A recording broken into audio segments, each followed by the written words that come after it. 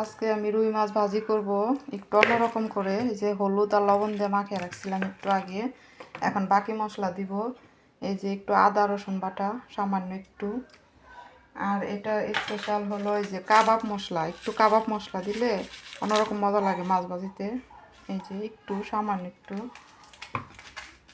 তারপরে দিব বাকি মশলা, যে জিরার ফাঁকি, ধনিয়ার ফাঁকি, মরিচের ফাঁকি, আর একটু গরম মশলা সামান্য একটু। এই যে এই কাবাবের মশলাটা দিলে অন্যরকম টেস্ট হয়। কারণ আমি ভালো করে মাখিয়ে নেব। এই যে আর একটু সরিষার তেল দিব। এই যে আর একটু সরিষার তেল দিব। সরিষার তেল দিয়ে আবার মিক্সড করব। এই যে ভালো করে ঘষা ঘষা মিক্সড করতে হবে। তারপরে একটু মাখিয়ে রাখবো।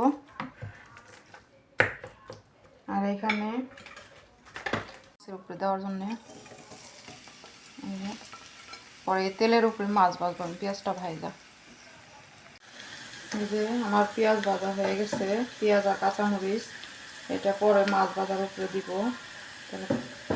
মাছ ভাজার উপরে পেঁয়াজটা ভাজা দিলে খাইতে ভালো লাগে। ভাজা নিলাম, এই তেলের উপরে মাছ ভাজবো। তোমার ভাজা হয়ে গেছে, নামিয়ে নেব। এই যে আমার মাছ যে ম্যাগনেট করে রেখেছিলাম, মশলা দিয়ে এখন ভাজা নিব মশলা করে।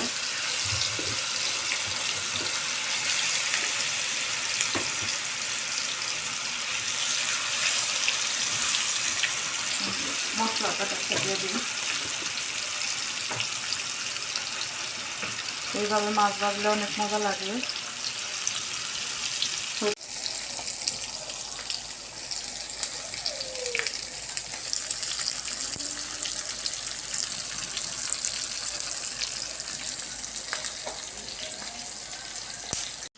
এখন আমি যে পেঁয়াজটা ভাজা রাখছি এটা দিয়ে দিব।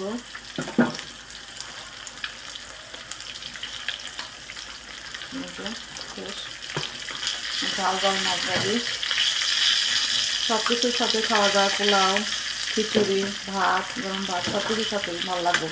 কাবাবের মশলার জন্য একটু অন্যরকম টেস্ট আসে। আমার ভাজা শেষ, রাখা দিলাম।